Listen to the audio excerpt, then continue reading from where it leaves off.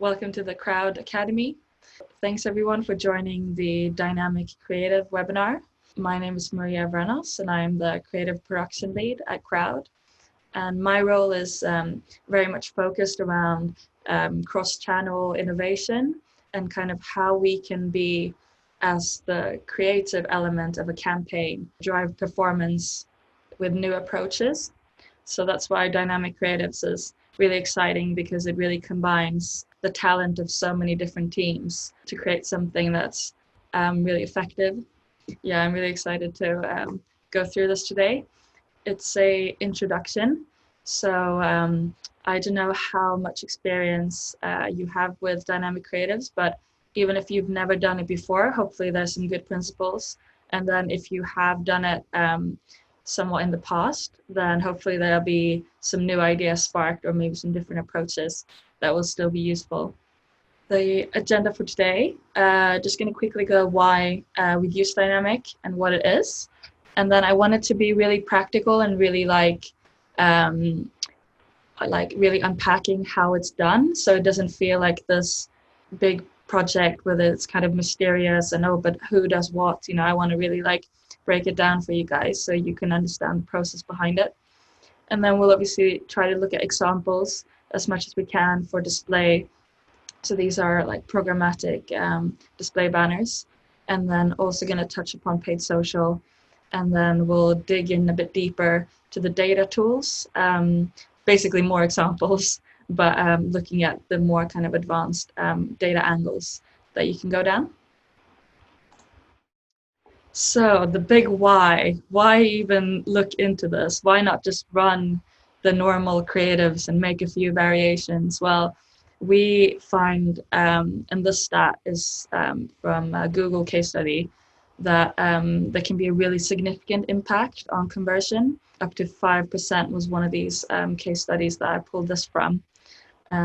It's really effective, can have really good ROI using clever data and getting to a more granular level with customers and with your product segmentation.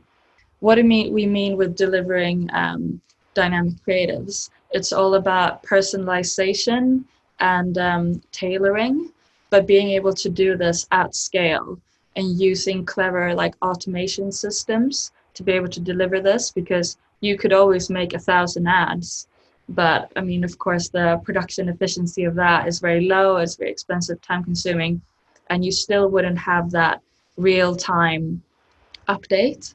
So what Dynamic gives you is these kind of back-end systems for making sure you're pulling the right creative for the right audience segment.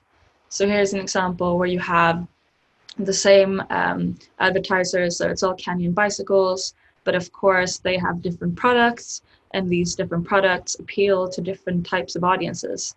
So customer A, the cross cyclist; customer B, the road cyclist; customer C, the bargain hunter. So that's people who only really buy from them when there's a sale on. And there's a lot of, but even though it's a similar kind of audience, like Canyon's bikes are obviously high quality bikes, you wouldn't catch a mountain bike user in Lycra, but for a road cyclist, it's a big deal. So these differentiators are really key. So what you can do with Dynamic is that you set up rules instead of making endless variations. You set up rules. So for your customer A, you're going to pull through a certain type of creative elements. Customer B, different one. Customer C, different one. So we'll break that down as we go along. So to talk about the word creative elements, the way that's kind of used in terms of dynamic creative is each part of the ad.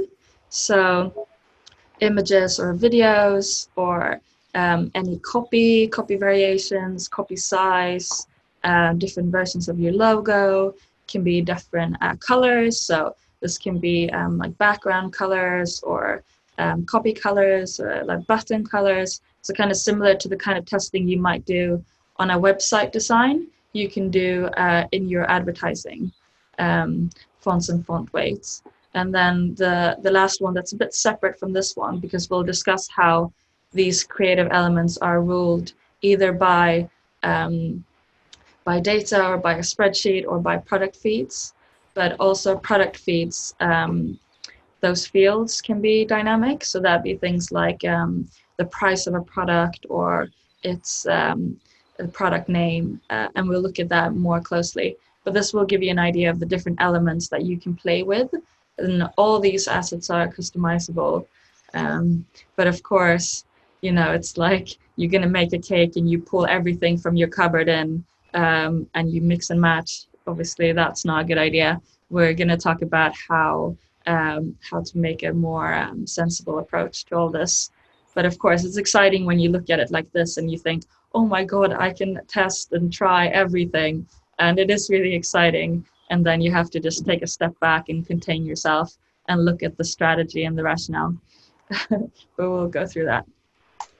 So here are the three different main types of dynamic creatives that we do. We do a lot of remarketing creatives based on product feeds. We've got an example of that coming up. But it's basically when a user has been on a website, seen specific products, and then not purchased, and then it's being able to show them those specific products in the ads later on. The spreadsheet based is not as remarketing focused. Here is more where you can put in any types of rules, can be completely unrelated to your website if you wish, and you can have just a more of a free thinking segmentation. As long as it's controlled in your own spreadsheet, you can base that off any strategy really. Third one is using external data signals.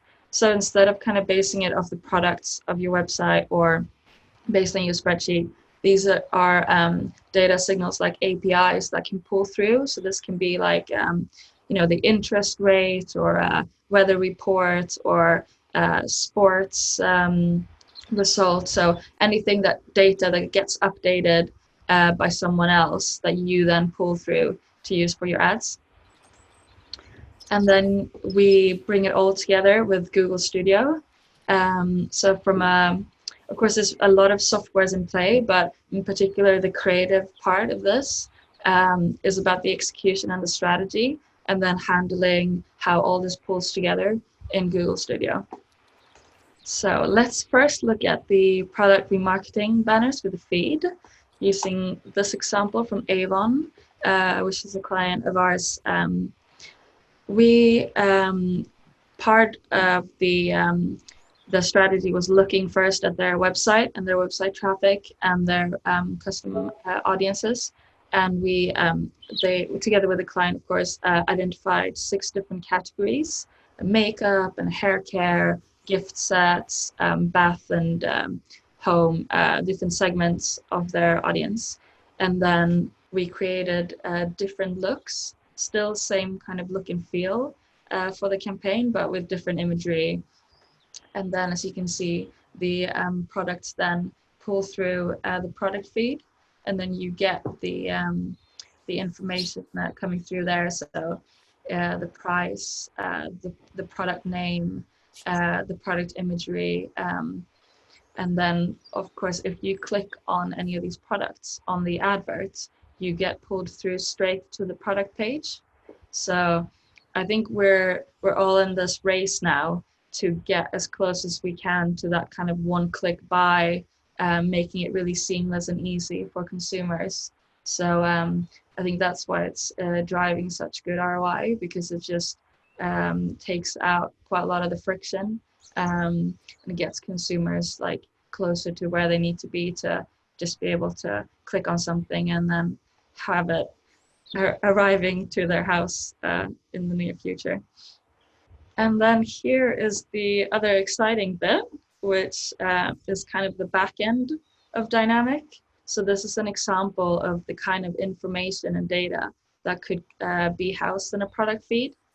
And I'd say this one is quite standard, but all these different parts that we can find in the product feed kind of gives you an opportunity to use for your strategy. The product title, and then the product imagery, it's quite straightforward, but then you can, availability, for example, can be really key.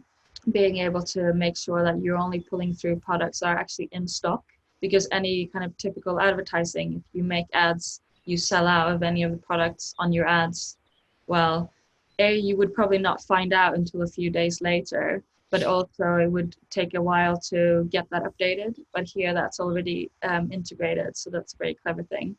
Same with price and sale price. If you put any of your products on sale, that will automatically feed through into the ads without you having to relaunch a sale campaign. It will literally just come up there. So I think if anyone's a bit stuck for ideas, going through the product feeds can be like an interesting way of thinking about categorization and how to make the most out of your ads. So how do you set this up then? Because I'm sure that looked quite easy. You had the what it looks like and you had the spreadsheet, but we're going to look through the steps step by step. So the first part is to formulate your strategy. As I was saying, you're not meant to make kind of like every color of the rainbow approach just because you technically can. Be very clear with your objectives. What are the main audiences that you think are actually going to drive performance? You don't need to segment for every single audience. Obviously, make sure that what you're testing is going to drive good returns. And also at the beginning, it's good to think about exclusions. Maybe there's certain products that you don't think should pull through, or maybe there's certain products that are selling either too well or not that well that you think, oh, let's just exclude them and we'll have better performance. That kind of thing needs to go in at the beginning.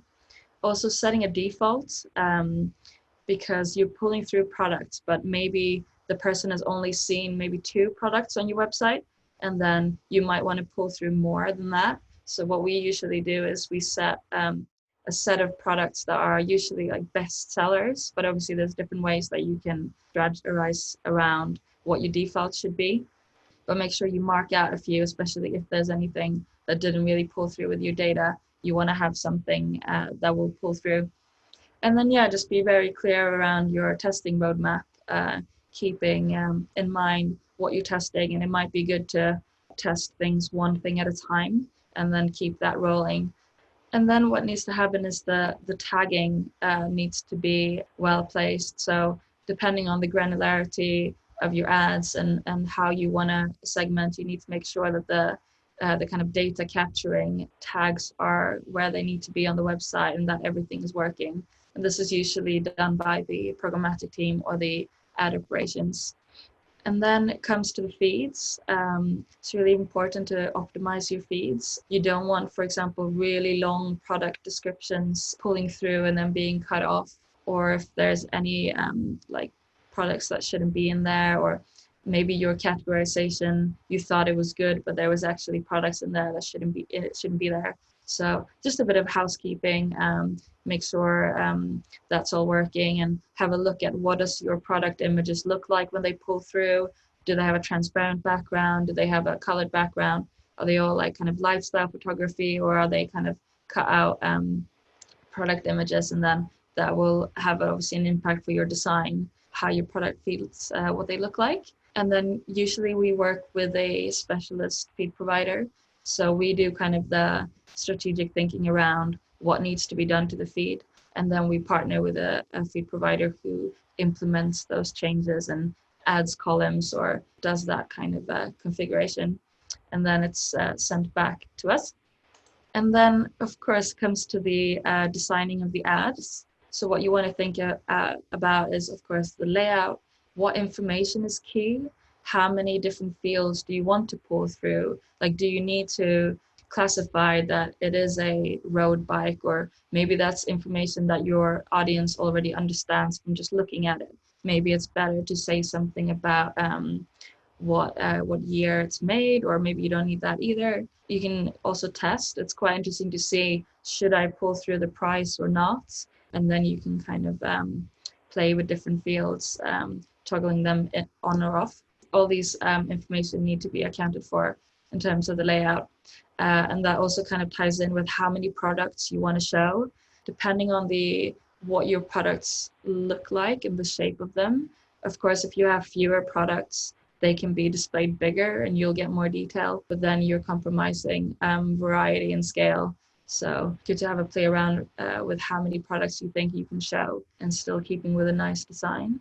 And also, do you want only products? Do you want it to be very kind of clear that this is basically like a clothes hanger and it's just going to be your products? Or do you want to incorporate, like we did with Avon, we had some more kind of branded lifestyle photography first, and then it pulls into the products afterwards. And I think this is also really interesting to test. And depending on your category, your brand, there's no like one answer. Same with video as well. We've also used video and dynamic ads, and we often use animation just to give it a bit of movement, make it a bit more eye-catching. And the dynamic product ads are kind of hand-coded by a creative developer who's really good with the technical side of making sure this all works and is compliant. So that's kind of how that's done. And then everything needs to connect in Google Studio. So the product feeds, once they've been optimized, get plugged in there. The creatives get uploaded in there. The rules are set, especially if you have kind of a multi-option, like ad A, B, or C could run, then you need rules for, well, in that case, what defines that ad number C should run and not ad number 1. So that also happens in Studio. And then, of course, we QA it there, and then it gets submitted for trafficking. And then it goes into the programmatic teams. Go live, you keep an eye on everything, you make sure when users are clicking through, they're getting to the right place, and just monitor performance. And then all these clever testing and strategy pieces that you thought about at the beginning, you can see if they're really working, if you should make changes. And what's really great with dynamic is that you can update these changes and then just refresh. So there's less time for trafficking, which is really good. And the product feeds as well, they are also fresh. So if something happens, even if you change a whole new product collection, that's pulled through already. So you don't need to keep changing and re-uploading your product feed. That's kind of on an upgoing refresh. And here's another example where they've incorporated quite a lot. So I think that's why it's an interesting example, because it has multiple product images. It has the brand and the product names. It has the price. Sometimes it has the sale price. It's also got free day delivery. So a lot of useful information pulled in here. So I think this is really nice example as well. And then we're also using product feeds and paid social. Of course, right now there's a lot of interesting developments with the Facebook shops, because if the point is getting customers closer to a conversion and a purchase, then of course the Facebook shops are going to change this ecosystem. But at the moment, how it works using dynamic in Facebook is that you can use the product feeds and you can pull them through in carousels. As you can see, these like 3 sofas pull through with the price and the item description and shop now. And then there's a few ways you can customize these, but you can't customize them as much as you can on the programmatic side. But we still like to add a few things. So this one had a video, for example, as the first card to really show your consumer that you're a proper brand. You don't want to feel, because the problem sometimes with dynamic product ads is that they feel a bit like opening a catalog from the 90s, and it's just products and price, and it can get quite technical. And so we like to add that kind of branded element to make sure that doesn't get lost in all this automation that's making our lives easier. So that's kind of usually how we approach it. Same with collection ads. So these are very like mobile focused. You can add a video on top, and then you have the products beneath, and customers can click on and get more information and slightly bigger images from these if they go in closer. And the other way to do it is using a spreadsheet instead. And as I said, this can be used for both prospecting or remarketing, so less of a remarketing focus. So here's a campaign we did around e-bikes. This is a new, relatively new product for Kenyan, so we thought we really needed to test a lot of different copy variations. And we also had different video cuts, and then we also had a few changes in price over the last over a few months. So building these dynamically meant that it was much easier to test different variations of the video and different copy versions. And then when there was a sale, it was really quick updating that message and pushing that through.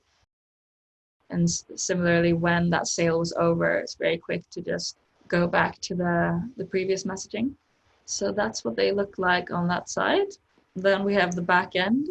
So how these spreadsheets are made is every row is a banner size, and then every column is either like a reporting or a data input, or it's a creative element. You have your geo country, so which ads will run in what country, your dimension.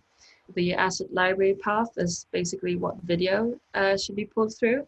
And then you have your copy, and then we'll talk about countdowns later on. And your URLs, and then whether or not the ad variation is active or not, so if it's actually going to run. And then default, in case it doesn't know what to pull through, what's your backup plan, what are your default ads. And there's plenty of templates for setting up these spreadsheets, so don't feel like, oh god, I need to start from a blank spreadsheet. There are quite a few templates, and we can obviously help set it up.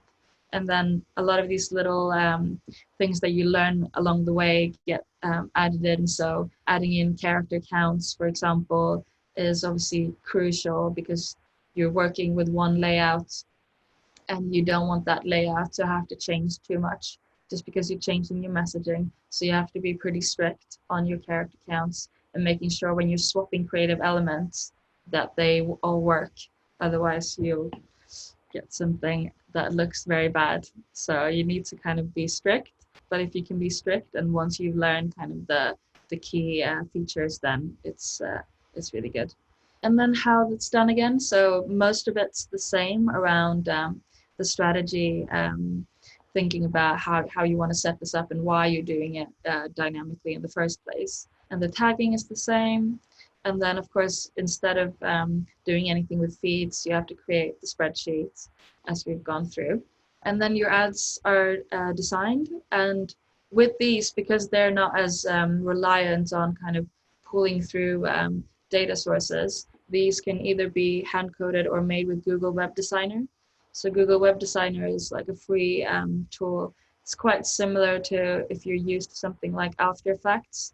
So it has like a layered interface and then a timeline. So you can code your ads there, and then you just need to make sure that you've connected your ads with the spreadsheet. And then it needs to connect again. Everything needs to go in through Studio and get kind of approved and QA'd. And same about the rules as well.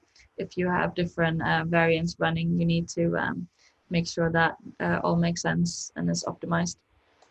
And yeah, go live, test and try, and very simple to turn things on and off and keep those refreshes coming. Another nice feature with Dynamic is using countdown, and this is actually an ad we did for Frontier for Jurassic World Evolution. It was kind of going on sale for a very short time, which can be quite a struggle for media when you have quick turnarounds and then you have a quick sale and then you might want to turn off at midnight and that kind of thing. So it's really helpful to use Dynamic. We also had many different languages, and that's another thing where Dynamic can be very helpful when you have loads of markets and different languages. If you can stick to the character counts, you can automate that a lot. So this is what it looks like. So the first thing to put in is the countdown date. So that's when your sale will end. And then you can have different copy for the different days. So if it's the last day of the sale, you could pull through sale ends today. If you have a week or more to go, you can just say on sale for a limited time. So that's how countdowns work, and it's really convenient because you set it up and then that runs kind of by itself. And on the best of cases, we see like a bit of a double peak in performance as well. So you get really good performance when the sale is announced, and then you get really strong performance at the end as well when people are, the FOMO is kicking in and they can tell they only have a day or so left to make a decision. So that can be really effective. The third section is using external data signals. So this is looking a bit more wider on the data toolbox. So there's a lot you can do with the location of where your ads are being shown. This could be like proximity to a football stadium where there's a certain game going on, or it can be about showing ads to people who live in the suburbs differently from ads who live in a different location or are on the move. So there's a lot that you can do there.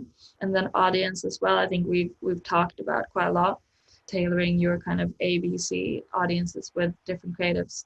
And remarketing as well. Of course, product-based remarketing is maybe the most obvious one, but you could also have things like if a user has got to the basket page but not converted, you could literally come back and be, there's something laying around in the basket waiting for you. So it can be really any stage of the funnel. And if people find that a bit creepy, it can also be a way to be more gentle and less kind of acquisition focused. For people who have literally just been on your homepage, maybe you want to give them a different message compared to people who have been further in or on more specialist pages.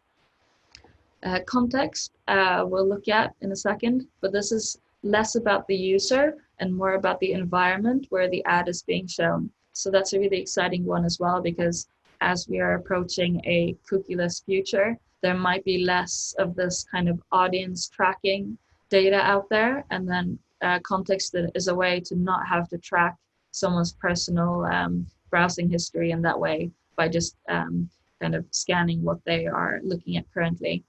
And we'll look at offline events as well, but like I explained, that this could be pulling through sports scores or just having different ad alerts for different weather conditions. And technology as well, if you know that your audience is quite different on Android users compared to iOS, for example, or if you know that the device, shopping behavior is different on mobile compared to desktop, you could also set rules around that. So this is kind of something, if you're doing a big strategy session, you can kind of have a brainstorm around different ways that this could be useful for your brand. And here is another example for Regus that we produced. So first off, giving more of a brand message around Regus, having really extensive reach and being, everywhere in the world. And then it pulls through specific offices. And depending on your strategy, this could be remarketing, this could be the offices they have seen, but it could also be a location thing. So it could be offices that are in Shoreditch where this person spends their time. So there's a lot of different ways that you can approach it and actually have a very similar end result, which makes this quite a fun kind of creativity and strategy challenge to test what's best for your brand. And here is an example of the weather one. So obviously a lot of products are very weather dependent. So it both informs your creative execution. So you can have things like looks like it's going to snow in your ads, but you can also have that to help inform what ads should be served. You can't keep up with every day's changing weather conditions. You need like an automated tool for this. So it could also help you just make sure that you're pulling through the correct ads at the right time, instead of having to say, oh, well, I don't know what kind of products will be relevant or on top of mind for my consumers, tomorrow. So I'm just not going to go there. These are really like fun ways you can make yourself more relevant and more useful. This is basically ads that connect or have a targeting with website content. So this could be like articles, but it could also be videos you're watching on YouTube or Spotify. Like contextual targeting obviously works across the inventory, but now you can also make rules to make it pull into your ads. So this one, for example, Google Home, try to explain the use case of their product by trying to be relevant with what the user is browsing. So here's someone probably considering at least a holiday in Istanbul, probably doesn't speak the language as it's like a tourism angle. And the ad is just, okay, Google, how do you say hello in Turkish? And this could be scaled up to different languages on similar content around tourism and travel. And there's just so many different clever ways that you can play with this. And it is quite new. And I think it also shows that your brand, like if technology and innovation is a big part of your brand, then I think it also, there's another layer of benefit where doing this kind of marketing also makes you appear more kind of tech savvy and more in the know. So I think that's an interesting element of it as well. But it's trying to be kind of organically part of a conversation as well and not be a distraction, but trying to be useful as well. And yeah, that's me for now. If anyone has any other questions, get in touch. Even if it's just that you've seen a really cool example and you kind of want to do that thing where you say, how did they do this? Can I do this? Is it going to take ages? What do I need? Or yeah, feel free to just stay in contact. I'm always excited to hear about new use cases for this, or if there are any key problems or anything that you think might be solved better with Dynamic, then yeah, let me know.